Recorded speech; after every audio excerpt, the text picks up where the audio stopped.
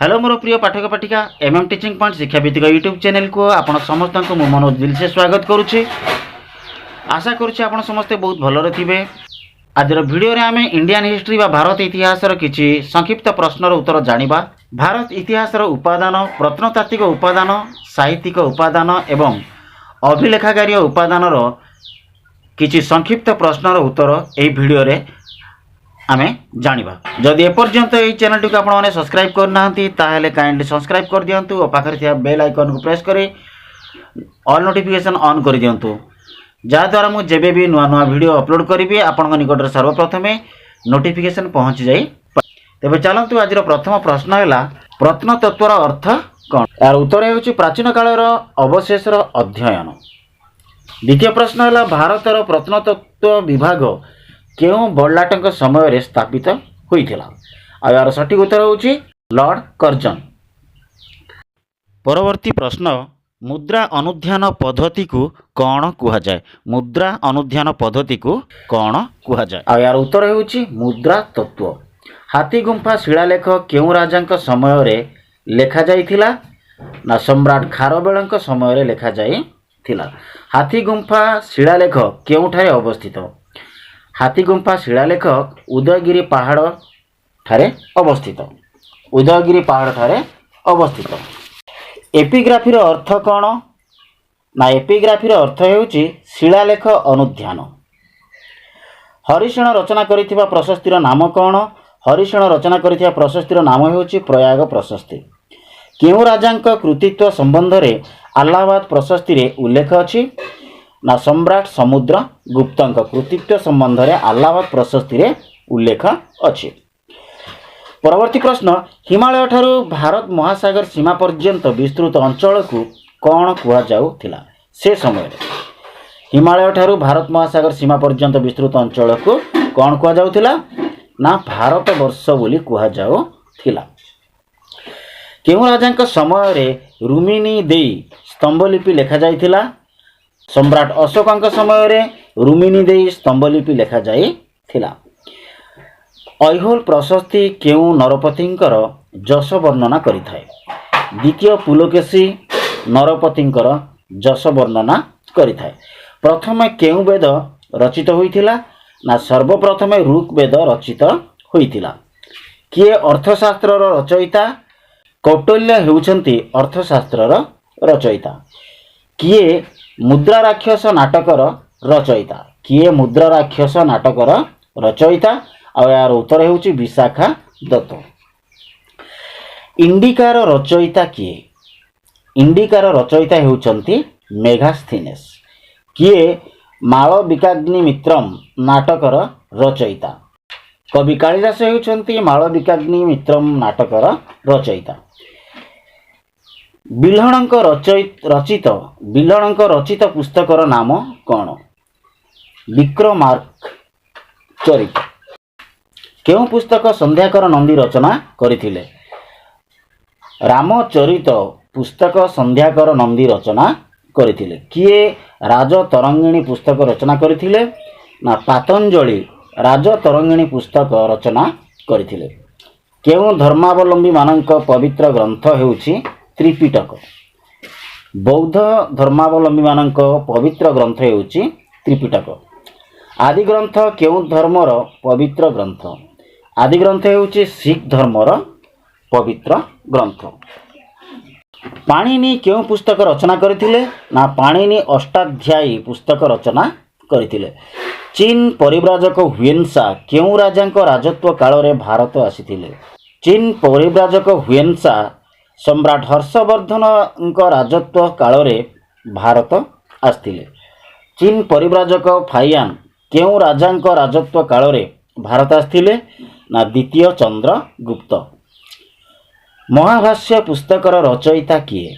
महाभाष्य पुस्तकर रचयिता हेउचंती पातंजलि। सीयूकी ग्रंथर रचयिता किए। सीयूकी ग्रंथर रचयिता किए। सीयूकी ग्रंथर रचयिता हेउचंती हुएनसा।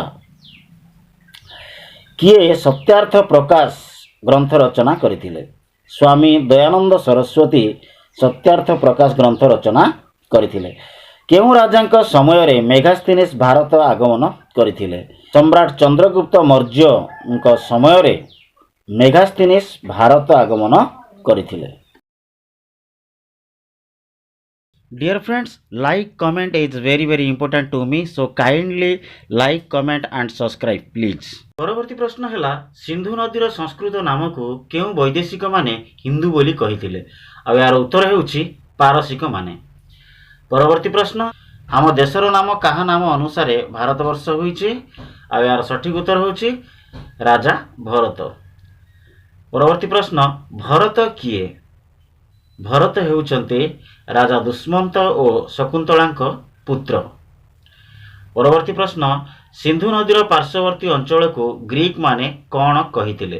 ସିନ୍ଧୁ ନଦୀର ପାର୍ଶ୍ୱବର୍ତ୍ତୀ ଅଞ୍ଚଳକୁ ଗ୍ରୀକ ମାନେ କ'ଣ କହିଥିଲେ? ଆଉ ଏହାର ଉତ୍ତର ହେଉଛି ହିନ୍ଦ ବା ଇନ୍ଦ ବୋଲି କହିଥିଲେ।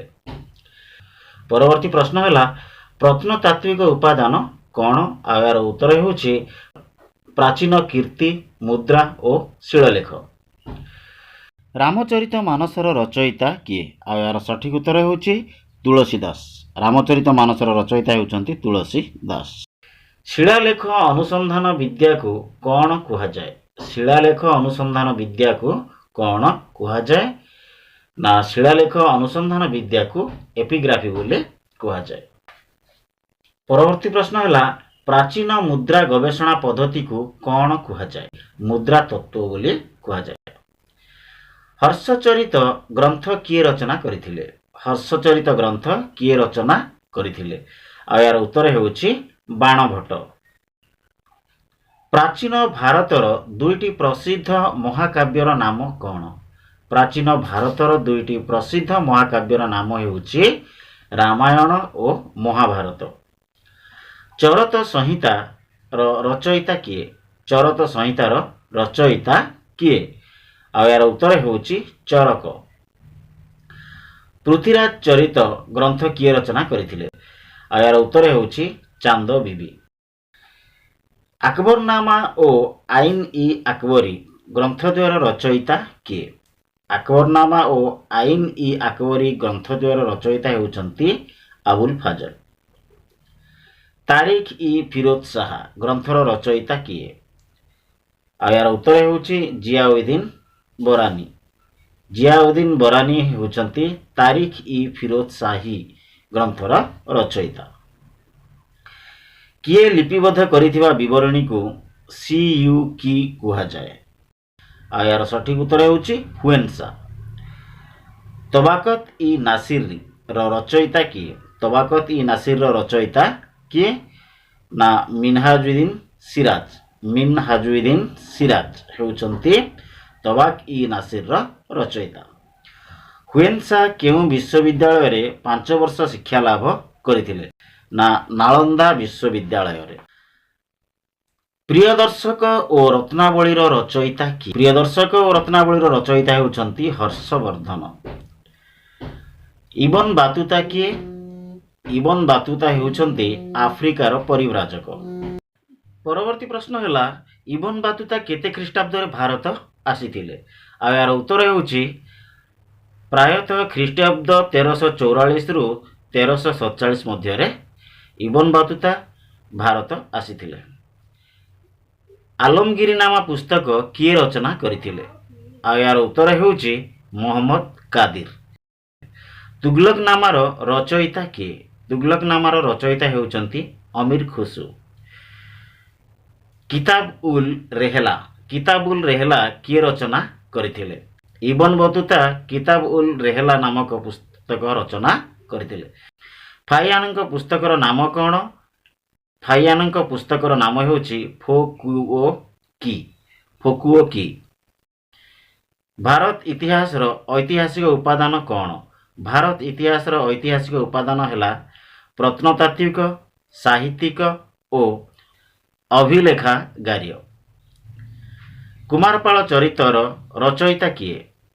କୁମାରପାଳ ଚରିତର ରଚୟିତା ହେଉଛନ୍ତି ହେମଚନ୍ଦ୍ର। ନାସିକ ପ୍ରଶସ୍ତି କେଉଁ ଶାସକଙ୍କ ସମ୍ପର୍କରେ ତଥ୍ୟ ପ୍ରଦାନ କରେ? ସାତବାହନ ଶାସକ ଗୌତମୀପୁତ୍ର ସାତକର୍ଣ୍ଣୀ ଶାସନ ସମ୍ପର୍କରେ ତଥ୍ୟ ପ୍ରଦାନ କରେ।